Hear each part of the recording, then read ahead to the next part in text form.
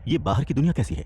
Stay up late की बातों को सुनने के बाद अब वीर उसके बारे में और भी ज्यादा जानने में क्यूरियस हो गया था। मुझे नहीं पता। जैसा कि मैंने तुम्हें बताया था, मैं केवल एक सोल्जर ही था, लेकिन खुद हाई क्लास क्रिस्टलाइजर्स को भी बाहर की दुनिया के बारे में ज्यादा कुछ नहीं पता है। अगर उन्हें पता होता तो वो लोग कभी भी वो गलतियां नहीं करते जो उन लोगों ने की थी, जिसकी वजह से हमारी रेस ऑलमोस्ट खत्म हो गई थी। वो एक अरसे तक इन अलग अलग ग्रहों में छुपे रहे थे और उन्हें बाहर की दुनिया के बारे में कुछ भी नहीं पता था। वीर की बात सुनकर स्टे अप लेट अपने चेहरे पर हल्की सी स्माइल के साथ उसे कहता है। वीर स्टे अप लेट की बातों पर गौर करता है और उसे भी लगता है कि ये हो सकता है।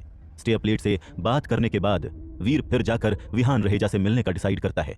विहान रहेजा को सारी सिचुएशन समझाता है और उनसे कहता है कि वो अपना सेल्फ जीन आर्मर जनरेट न करें। आफ्टर ऑल बहुत से ऐसे एलिट्स थे जिनके बारे में ये मशहूर था कि वो लोग वहां पर मारे गए थे, और यही वजह थी कि विहान रहेजा के लिए भी ऐसा करना रिस्की हो सकता है। पर फिर भी वीर को प्रैक्टिस करने की जरूरत थी और वो अपनी स्पीड को स्लो करने की हिम्मत भी नहीं करता है, और यही वजह थी कि वीर इस समय जितना तेज हो सके उतना तेजी से प्रैक्टिस कर रहा था। भले ही अलग अलग ग्रह अभी ओपन थे, लेकिन स्टे अप लेट ने कहा था कि बाहर की दुनिया के एलियंस अंदर नहीं जा सकते हैं।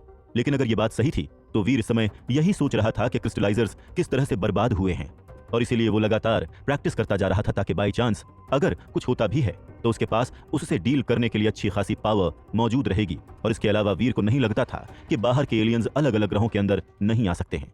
अगर वो अंदर नहीं जा सकते थे तो फिर 9 लाइफ कैट कैसे अंदर एंटर हो गई, और न सिर्फ एंटर हुई है बल्कि उसने इतनी ज्यादा अथॉरिटी भी हासिल कर ली थी। खैर, वो ऑफिसर फिर दोबारा नजर नहीं आया था, और खुद से प्रैक्टिस करने के अलावा वीर ने अपना थोड़ा समय स्टे अप लेट और क्रिस्टलाइजर टेक्नोलॉजी के साथ भी प्रैक्टिस में लगाया हुआ था।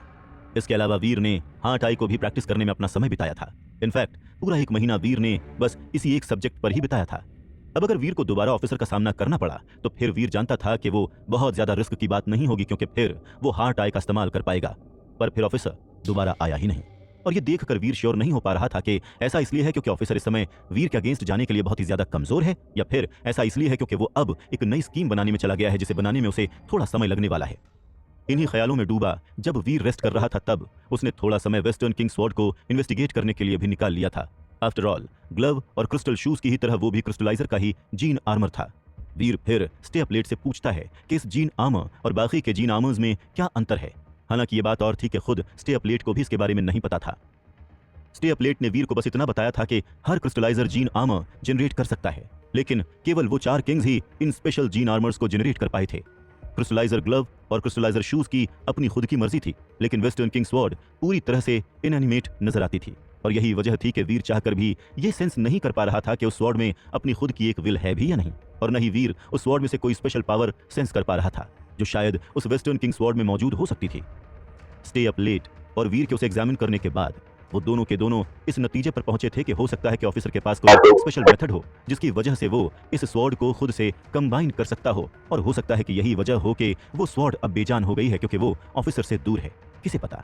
पर खैर, फिलहाल के लिए वीर के पास करने के लिए कुछ भी नहीं था, और इसीलिए वो ब्लड पल्स सूत्रा का इस्तेमाल करता है और ब्लड की एक बूंद वेस्टर्न किंग स्वॉर्ड पर डालता है। रियल ब्लड जीन कोर अब वीर के ही अस्तित्व का एक हिस्सा बन गया था। वो अब वीर के खून में था, और इसीलिए अब वीर का खून रियल ब्लड कहलाया जा सकता था। वो कहीं से भी actual real blood gene core से कमजोर नहीं था, और जैसे जैसे वीर ग्रो करके और ज्यादा स्ट्रांग बन रहा था उसके साथ साथ उसका रियल ब्लड जीन कोर भी स्ट्रांग हो रहा था, और आगे भी होता जाएगा। खैर, वीर अपने खून की एक ड्रॉप वेस्टर्न किंग स्वॉर्ड पर डालता है। हालांकि ये बात और थी कि वीर के ऐसा करने के बाद वो ब्लड फैला नहीं था और न ही वो मेटल में ब्लेंड हुआ था, वो बस एक ड्रॉपलेट बनकर ही उसी सरफेस पर ही बना रहा था। मुझे भरोसा नहीं हो रहा है कि यह काम नहीं कर रहा है, वीर मन ही मन सोचता है, और फिर वो अपनी कलाई काटकर अपना थोड़ा और रियल ब्लड उस स्वॉर्ड पर डालता है, और तब तक डालता रहता है जब तक कि वो स्वॉर्ड पूरी तरह से लाल रंग में रंग नहीं जाती। लेकिन अपने खून को उस स्वॉर्ड में रब करने के बावजूद वीर की कोई भी कोशिश काम नहीं आ रही थी। ये देखकर वीर फिर वेस्टर्न किंग स्वॉर्ड को साइड में रख देता है, इस उम्मीद के साथ कि कुछ समय के बाद रियल ब्लड कुछ ना कुछ असर तो दिखाएगा ही दिखाएगा। वो कहते हैं ना कि जहां चाह वहां रहा, और इसीलिए वीर भी अभी इतनी जल्दी गिव अप नहीं करना चाहता था। आफ्टर ऑल वो 4 क्रिस्टल किंग आर्मर्स में से एक था, और वीर को नहीं लगता था कि इन 4 के अलावा कोई 5वां क्रिस्टल किंग आर्मर भी मौजूद होगा। स्टे अप लेट के अकॉर्डिंग कोई क्वालिफाइड है या नहीं ये उस जीन आर्मर के द्वारा ही तय होता है जो उन्होंने जनरेट किया होता है, लेकिन एक एवरेज जीन आर्मर और एक स्पेशल जीन आर्मर के बीच का अंतर एक ऐसी चीज थी जिसे स्टे अप लेट एक्यूरेट तरह से डिफाइन नहीं कर सकता था। फिटनेस एक एक्यूरेट मेजरमेंट नहीं था, पर ऐसा भी नहीं था कि कोई बस एक सर्टेन फिटनेस लेवल पर ही पहुंचकर फिर उसके बाद ही एक स्पेशल जीन आर्मर जनरेट कर सकता है। और इस बात का सबसे बड़ा एग्जाम्पल खुद ईस्टर्न किंग था, जिसकी चारों किंग्स के मुकाबले फिटनेस लेवल ऐसी थी जो कि उसके शुरुआती सालों में बिल्कुल भी एक्सीलेंट नहीं थी। वो किसी एवरेज क्रिस्टलाइजर के जैसा ही था और उसके बावजूद उसने अपने स्पेशल जीन आर्मर्स में से एक को जेनरेट कर लिया था। इसीलिए क्रिस्टलाइजर्स ऑब्जर्वर का काम था अपने एलियंस को ग्रो करते हुए देखना और ये जानना कि कैसे वो आगे जाकर स्पेशल जीन आर्मर्स को जेनरेट करते हैं। लेकिन इससे पहले कि वो इस तरह के स्पेशल बीइंग्स ढूंढ पाते जिस तरह के ईस्टर्न और बाकी के किंग्स थे, पूरी की पूरी रेस तबाह होकर हमेशा हमेशा के लिए खत्म हो गई थी। यहां तक कि खुद बचे खुचे क्रिस्टलाइजर्स को भी नहीं पता होगा कि इस समय कोई क्वालिफाइड एग्जिस्ट करता भी है या नहीं। खैर, अब जब वेस्टर्न किंग स्वॉर्ड पर कोई असर नहीं हो रहा था, तब वीर फिर द स्टोरी ऑफ जीन्स की प्रैक्टिस में लग जाता है। वीर उसमें बहुत ही तेजी से प्रोग्रेस कर रहा था और ऐसा लग रहा था जैसे कि वो हर एक दिन नई स्किल्स सीख रहा हो और उसी के ही थ्रू उसकी फिटनेस लेवल भी बढ़ रही थी। लेकिन उसके बावजूद अपनी डेमीगॉड की जो स्ट्रेंथ उसने खोई थी, उसे रिकवर करने के लिए उसे अभी भी बहुत लंबा समय लगने वाला था। और अपने मन में इसी ख्याल के साथ वीर एक बार फिर से सकार ग्रह में एंटर करता है और सकार ग्रह में एंटर करते ही वीर सीधा वहीं पर ही पहुंचता है जहां पर उसे पहुंचना चाहिए, उस शेल्टर में जो उसने एक्स किंग और अपने लिए हासिल किया था। एक्स किंग भी इस समय वहीं पर ही मौजूद था। हालांकि 9 लाइफ कैट ने वीर को बताया था कि उसका ब्लड उसे किसी भी ग्रह पर जाने से नहीं रोकेगा, लेकिन फिर भी वीर को वाकई में अभी तक ये नहीं पता था कि वो दूसरे ग्रहों में किस तरह से जा सकता है। और यही वजह थी कि फिलहाल के लिए तो वीर सकार ग्रह में ही फंसा हुआ है। हालांकि ये बात और थी कि वीर को इस समय ऑफिसर के वापस अपीयर होने की चिंता थी और यही वजह थी कि वीर सकार ग्रह पर बहुत ज्यादा लंबे समय तक नहीं रहा था। वो एक्स किंग से थोड़ी बहुत बातचीत करता है और एक्स किंग वीर से उसकी कॉमिक्स के लेटेस्ट इश्यूज को ले जाने के लिए कहता है। वो चाहता था कि वीर उसकी बाकी की कॉमिक्स के जैसा उसे भी अपलोड कर दे।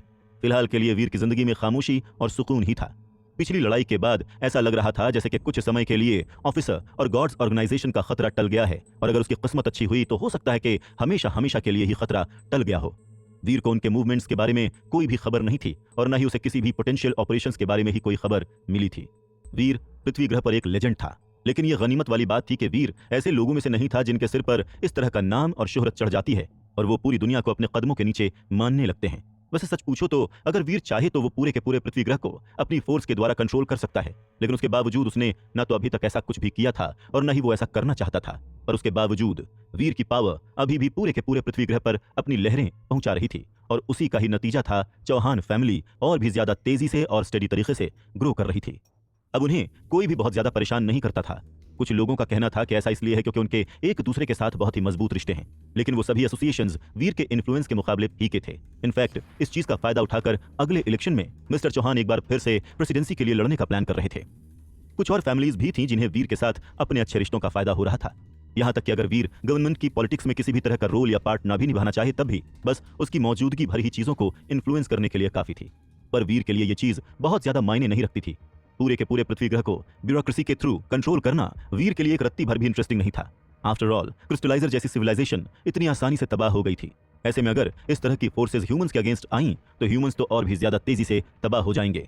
हाँ, ऑफिसर उनका दुश्मन जरूर था, लेकिन एक बात को तो वीर भी मानता था कि ऑफिसर ने उस स्टे अप लेट से जो कुछ कहा था वो सब कुछ सच था और वाकई में ये दुनिया अब वो दुनिया नहीं रह गई जैसी कि वो एक समय पर हुआ करती थी।